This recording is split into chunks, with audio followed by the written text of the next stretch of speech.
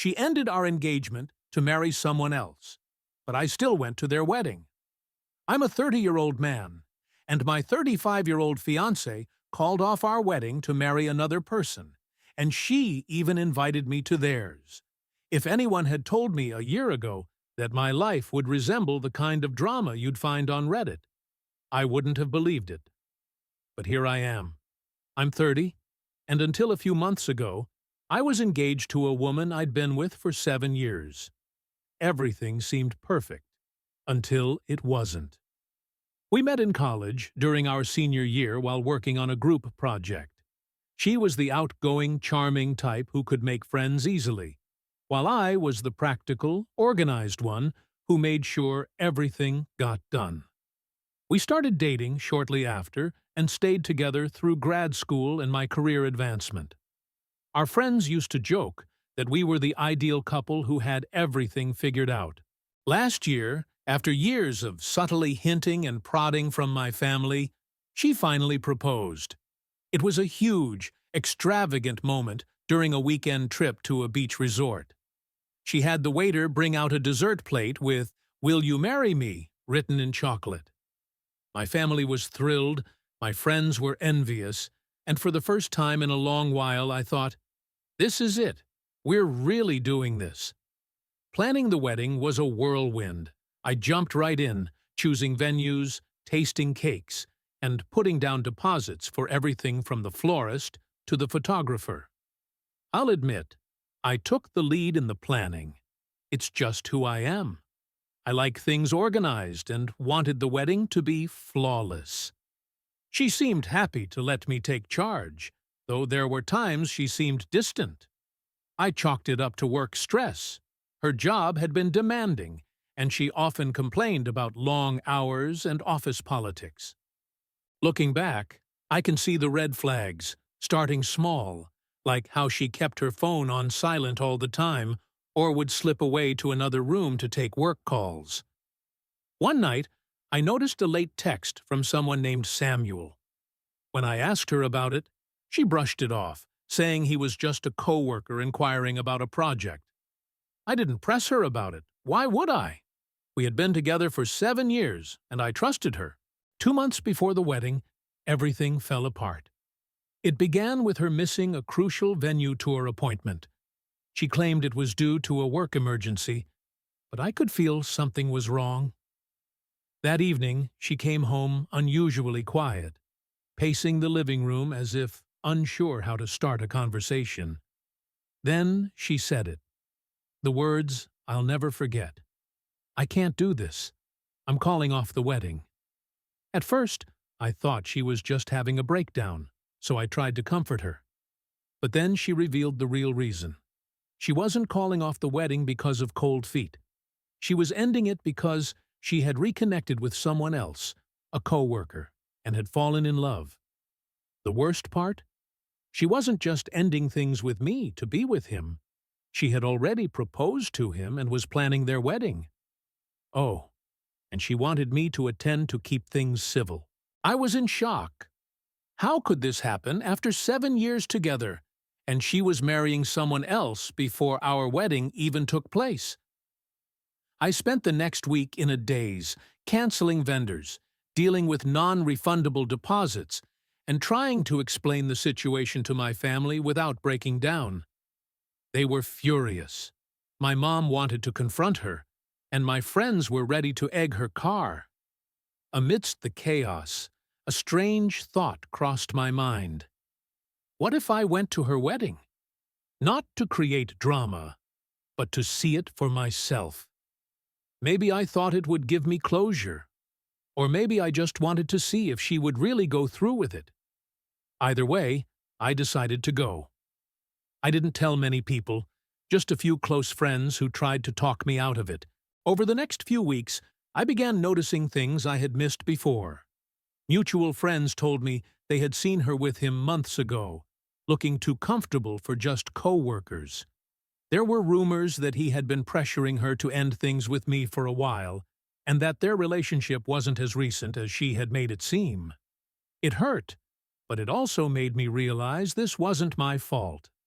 I had been loyal and loving, and she made her choices. On the financial side, things were a mess.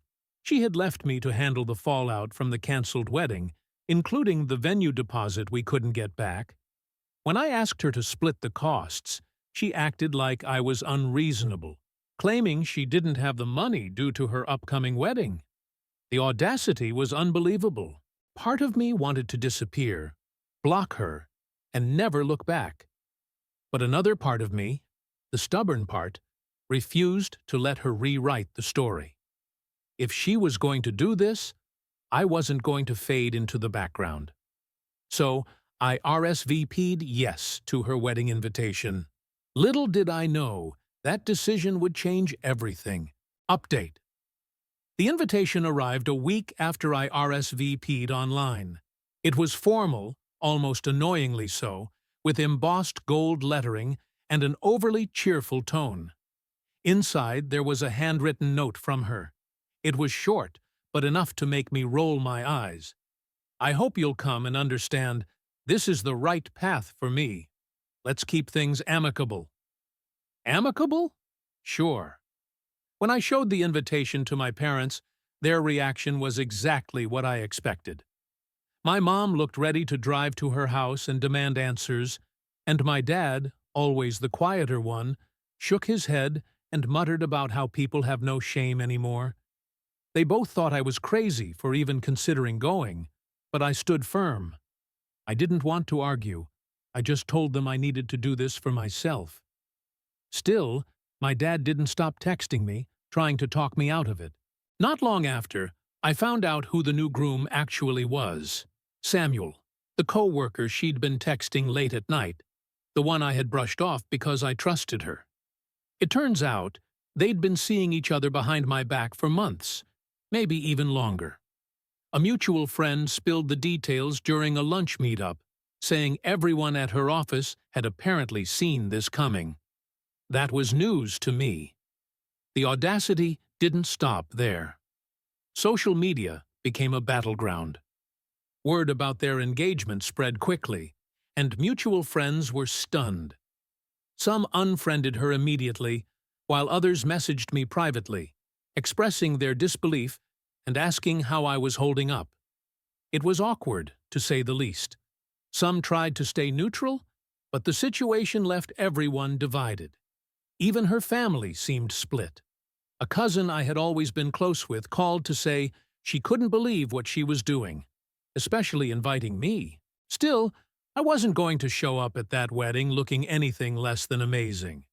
If they wanted me there, they were going to get the best version of me. I went suit shopping with my best friend, who turned it into a mini therapy session. We scoured racks until I found the perfect one, a tailored, deep navy suit that made me feel like I had just stepped out of a fashion magazine. Speaking of therapy, I had started seeing a professional around this time. My best friend had suggested it, and honestly, it helped. The therapist didn't pressure me to make sense of everything right away, but he did encourage me to reflect on why I felt so compelled to attend the wedding. I didn't have a clear answer yet, but I knew I wasn't doing it for her or for him. About a week before the wedding, my phone rang. It was her. I almost didn't answer, but curiosity got the better of me. She awkwardly asked if I was really coming, then went on to say she hoped I wouldn't make it weird. I could tell she was trying to guilt-trip me into being the bigger person, but I stayed calm and reassured her not to worry. The call left a bad taste in my mouth, but it also solidified my decision. In the meantime, my friends had my back. They rallied around me with humor and fierce loyalty. When I told them about her call, one joked about sending me to the wedding with a petty playlist to blast during the reception, while another offered to come as my date to keep an eye on me. It was comforting to have people in my corner. Then came the money issue. I had sent her a message demanding reimbursement for the non-refundable wedding deposits I was stuck with. Her response was a half-hearted excuse about how her financial priorities had shifted. It quickly escalated into a heated argument, and I realized she had no intention of paying me back. Not that I was surprised, but it was still infuriating. To top it off, I got a message from Samuel. It was polite, yet dripping with condescension. The message read, "Thank you for being so gracious during all of this. It means a lot to us." I almost laughed aloud. Gracious? That wasn't the word I'd use for my feelings, but I chose to ignore his message and return to journaling, a new habit I'd picked up to help process everything. I even thought about posting my story online, just to get it out of my system. I wasn't ready yet, but the idea was tempting. As the wedding day drew closer, our mutual friends became more divided. Some refused to attend, not wanting to take sides, while others admitted they felt obligated to go. The entire situation was a mess, and while I tried to avoid getting involved, I could sense the tension whenever I spoke to anyone in our circle. The real turning point came during my suit fitting. As I stood in front of the mirror, admiring the alterations, guess who walked into the boutique? Samuel. He froze when he saw me, and for a moment, neither of us said a word. Then, he gave me a tight, forced smile before quickly walking to the other side of the store. The whole thing felt like something out of a bad soap opera. By the time the wedding day arrived, I had my outfit ready, my plans in place, and a clear sense of what I intended to do. My friends were split on whether this was a good idea, but I knew one thing for sure. I was walking into that venue with my head held high. What I didn't anticipate was just how much would unfold once I arrived. Update 2. The wedding day came up faster than I expected. I parked a short distance from the venue, a lavish estate surrounded by meticulously maintained gardens and sparkling fountains. As I walked toward the entrance, I noticed a few curious stares. My suit, deep navy with sharp lines, did exactly what I hoped. It turned heads. It felt like the perfect balance of saying, "I'm here," and "You'll regret inviting me." Inside, the venue was breathtaking, with floral arrangements overflowing from every table and chandeliers shimmering like stars. I spotted familiar faces right away, but before I could approach anyone, she appeared, my ex. She looked beautiful in her gown, but her expression when she saw me was priceless, a mix of surprise and discomfort. She gave a stiff nod, unsure whether to acknowledge me or pretend I wasn't there. Before she could make up her mind, the new groom, Samuel, appeared. His smile was overly sweet, as though he had been practicing it in the mirror. He greeted me with a quick hello, using my name, which somehow made everything worse. He had the audacity to act as though this wasn't the most awkward situation ever. He lingered just long enough to let me know he was keeping an eye on me before pulling her away to greet other guests. It didn't take long for the whispers to start. As I mingled, sipping champagne, I could feel eyes on me. Some guests tried to play it cool, sneaking glances and whispering behind their hands, while others were much less subtle. A few old friends came over to check on me, expressing their shock that I had actually shown up. The tension was thick enough to cut with a knife. When the ceremony began, I slipped into a seat near the back. The vows were uncomfortable. My ex stumbled over her words a couple of times, and at one point, I swear Samuel shot her a look so sharp it could have killed. The whole thing felt off, as if they were putting on a performance for the audience. I couldn't help but notice how stiff they seemed, like the chemistry wasn't quite right. After the ceremony, the reception kicked into full gear. I found myself near the buffet when one of her cousins, who had always been friendly, approached me. We started talking, and before long she was spilling some tea. Apparently, Samuel wasn't winning any popularity contests with her family. The cousin hinted at some drama involving a pre-wedding argument, but before she could elaborate, the first round of toasts began. When it was my turn to speak, I kept it brief. I thanked them for the invite and wished them the best. but there was just enough edge in my tone to make my point. The room fell silent for a moment before polite applause broke the tension. Samuel's forced smile twitched, and my ex avoided looking at me completely. Things got even more awkward when the photographer called for a family picture. I was standing nearby, chatting with an old friend, when they asked me to step aside for the shot. It wasn't done rudely, but the timing couldn't have been worse. A few guests noticed and started whispering again. Samuel looked annoyed, and my ex, she just looked embarrassed. As the evening continued, the cracks in their perfect facade became more apparent. Guests quietly exchanged stories about the timeline of their relationship, and it wasn't flattering.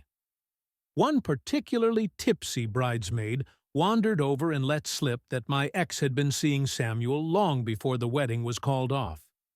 Her exact words were something like, "It's wild, right? Everyone knew they were sneaking around. You didn't hear it from me, though." Then came the cake, a towering, multi-tiered masterpiece that collapsed halfway through the reception. Gasps spread through the crowd as staff rushed to salvage what they could. People around me whispered that it was a bad omen. Samuel's frustration was barely concealed, and my ex looked like she wanted to disappear. I decided to leave shortly after that. As I made my way out, I overheard what sounded like a heated argument between the newlyweds. Their voices were low, but the tension was clear. I didn't linger to catch the details. I'd seen enough. I walked back to my car, head held high, feeling a strange sense of closure. By the time I got home, my phone was buzzing with messages. Some were from friends who had attended the wedding, laughing about the cake and the awkward toast, while others were from people who hadn't gone but wanted the full rundown. I didn't respond right away. Instead, I sat down with my journal and wrote down everything that had happened. It felt cathartic, like I was finally processing it all. That night, I realized something. I had gone to the wedding thinking it was about closure, or maybe about making a statement, but in the end, it wasn't about them at all. It was about me showing myself that I could face it and come out stronger on the other side. Update 3. It didn't take long for the wedding drama to spill over into their honeymoon. A mutual friend texted me a week after the event, claiming their trip had been cut short due to a massive fight. Apparently, Samuel wasn't happy with the attention, or lack of it, that he received during the wedding. The whispers about the collapsed cake, the awkward toasts, and my presence had overshadowed his big day, and he wasn't pleased about it. My ex, unsurprisingly, didn't handle the confrontation well. They flew home early, skipping the final leg of their trip. Social media wasn't any kinder. Photos from the wedding started making the rounds, and the comment sections quickly turned into debates. Some people called them out for the messy timeline of their relationship, while others defended them, saying everyone deserves a shot at happiness. One post even speculated that Samuel had been planning this all along, complete with screenshots of old Instagram posts where he tagged her in what seemed like innocent work outings. It was wild to watch strangers dissecting their lives like it was the latest Netflix drama. In the midst of all this, something unexpected happened. My ex finally agreed to reimburse me for the wedding expenses. It took a bit of public shaming. One of our mutual friends casually mentioned in a group chat how unfair it was that I was left with the financial burden. But it worked. She sent me a Venmo payment with a brief note for the deposits. Sorry for the delay. It wasn't heartfelt, but at least I wasn't out thousands of dollars anymore. Around the same time, more gossip about Samuel started surfacing. One of my old college friends messaged me out of the blue, saying she knew Samuel from a previous job. According to her, Samuel had a reputation for stirring up drama and getting involved with women who were already in relationships. It wasn't just my ex. There were rumors of at least 2 other workplace relationships that had ended in chaos. The more I heard, the more it felt like I had dodged a bullet. Meanwhile, mutual friends started hinting that my ex wasn't as thrilled with married life as she had expected. She confided in one of them that things weren't going as planned. Whether it was the fallout from the wedding or the reality of being married to someone as demanding as Samuel, she already seemed to have regrets. I wasn't surprised, but hearing about it so soon after their honeymoon was a little satisfying. With all this swirling around, I decided to share my story anonymously on Reddit.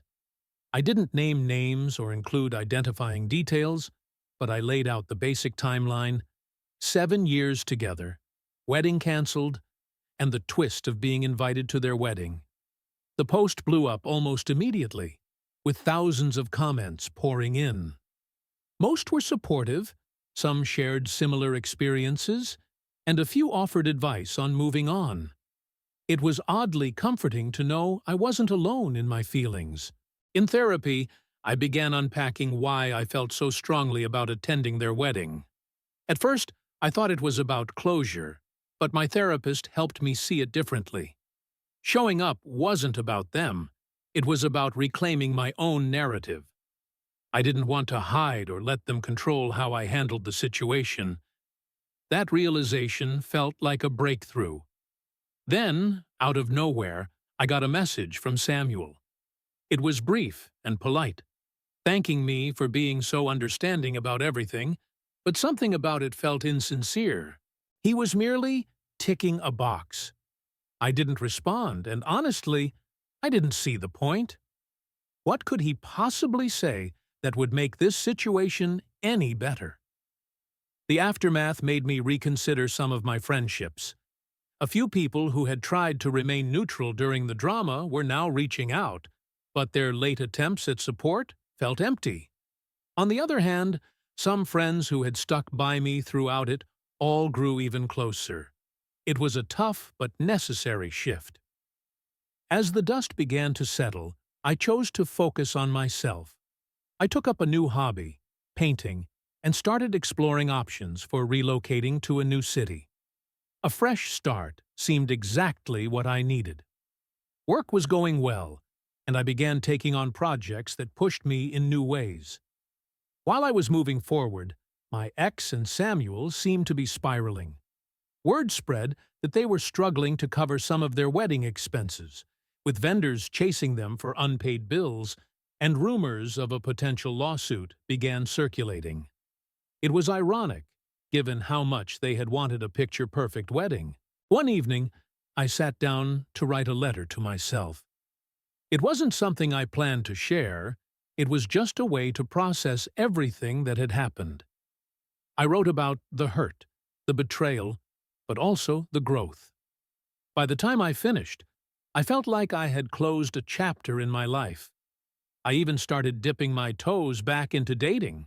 Nothing serious, just casual outings with people who treated me with kindness and respect.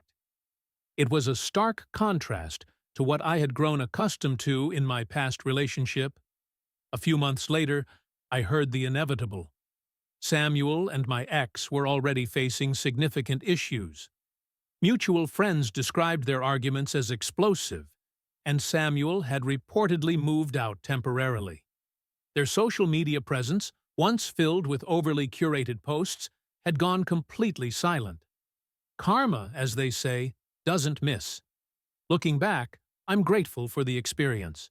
As strange as that sounds, it pushed me to grow, reevaluate my priorities, and focus on myself for the first time in years. Life is far from perfect, but it's mine, and for the first time, that feels like enough. Update 4. It didn't take long for cracks in their marriage to become public knowledge. A few months after their wedding, I began hearing rumors from mutual friends that Samuel had been seen out with another woman. At first, it seemed like idle gossip, but as the stories kept piling up, I started feeling truly free from it all. Then, out of nowhere, came the message. Samuel reached out to me, his tone accusatory, claiming that my decision to attend their wedding had caused unnecessary tension in their relationship.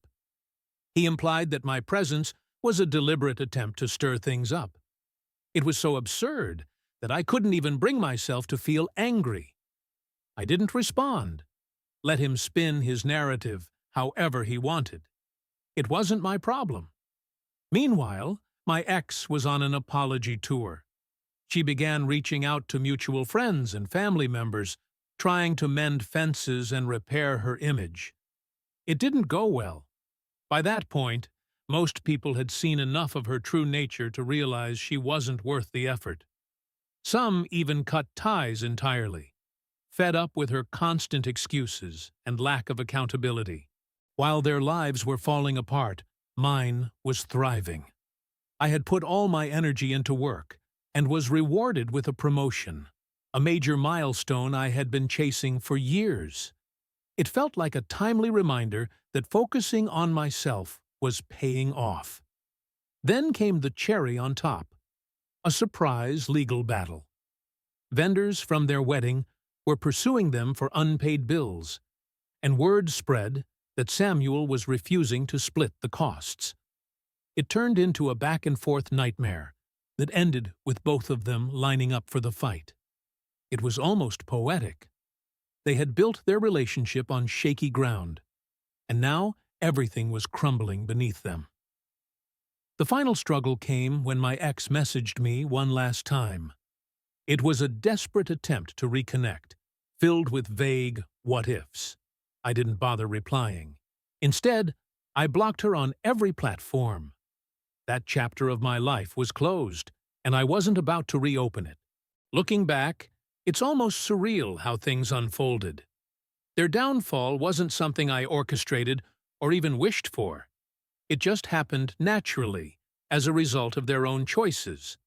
And while they were busy unraveling, I was building something new for myself. Life has a funny way of working out. Update 5. The past year has felt like a whirlwind, but in the best possible way. It's incredible how much can change once you decide to let go of the past and focus on what's ahead. Therapy became my anchor throughout it all, and I recently celebrated a huge milestone with my therapist. For the first time, I could talk about everything: the betrayal, the wedding fiasco, the fallout, without feeling that familiar sting of resentment. It wasn't about pretending that the pain had disappeared, but rather about realizing that it no longer controlled me. One of the most unexpected turns in this journey has been meeting someone new. I wasn't actively looking for a relationship, but life has a funny way of bringing people into your path when you least expect it. We met at a charity event through mutual friends, and she's been nothing but kind, supportive, and refreshingly drama-free. We've been keeping things casual, taking it slow, and for the first time in a long time, I feel like I'm in a relationship where I'm truly seen and respected. My Reddit post from a few months ago continues to gain traction. People still comment and send messages, sharing their own experiences or offering words of encouragement. It's strange, but comforting, to see how many strangers relate to my story. Some of the messages have even inspired me to start a blog, where I share insights and advice for others going through betrayal or heartbreak. It's been fulfilling to transform something so painful into something that might help others. Speaking of public reactions, my ex recently made another attempt to salvage her reputation. She posted a long-winded apology on social media, presenting herself as someone who had made mistakes, but was growing from them. The post backfired almost immediately. People in the comments weren't buying it, calling her out for the way she handled everything. Even Samuel didn't step in to defend her, which says a lot. Meanwhile, I've been reconnecting with friends I drifted from during the fallout. It feels good to rebuild those relationships without the shadow of my ex hanging over everything. Some of them even admitted they had felt awkward during the wedding drama, but were happy to see me thriving now. It's like piecing together parts of my old life while creating something new. One of the most cathartic moments came when I donated my unused wedding suit to a local charity that provides formal wear for men in need. Watching the suit leave my hands, knowing it could help someone else, felt symbolic, as though I was finally shedding the last remnants of that chapter. My family has also been a huge part of my healing. Recently, my dad apologized for pressuring me to avoid the wedding, admitting that he hadn't understood why I needed to face it head-on. He told me he was proud of my strength, and that meant more than I expected. It felt like a full-circle moment, with all of us moving forward together. Another big change. I moved to a new city. It wasn't a spur-of-the-moment decision. I'd been considering it for a while, but everything that had happened pushed me to take the leap. Starting fresh in a place where no one knows my story feels like the perfect next step. Starting fresh in a place where no one knows my history has been incredibly freeing. I've immersed myself in exploring new areas, meeting new people, and dedicating time to my career. Speaking of work, I recently earned a prestigious award for a project I've been dedicating myself to for years. It's the kind of recognition I used to dream about, and it serves as a reminder that life keeps moving forward, often in surprising and wonderful ways. While my life has been progressing, my ex's life appears to be stuck in reverse. The divorce rumors were accurate. They finalized the split just 6 months after getting married. Mutual friends have mentioned that she's facing financial difficulties, dealing with the aftermath of their legal struggles and the unpaid wedding bills. As for Samuel, he seems to have completely disappeared from her life. I have no idea what he's doing now, and honestly, I couldn't care less. The one uncomfortable moment I couldn't avoid was running into her at a coffee shop. She looked exhausted, as though life had taken its toll on her. She started to say something, but I simply gave her a polite nod and walked away. There was no anger or hurt remaining, just pity. It was a sharp contrast to how I felt when we last saw each other, and it reinforced how much I've grown. I recently shared a final update on my Reddit post, explaining how my life has changed and thanking those who supported me. The responses were overwhelming, with strangers cheering me on and offering sincere advice. It reminded me of how connected we all are, even in the most challenging times of our lives. As I write this, I'm sitting in my new apartment, surrounded by the vibrant energy of a city full of possibilities. My story is no longer tied to the past. It's about what lies ahead.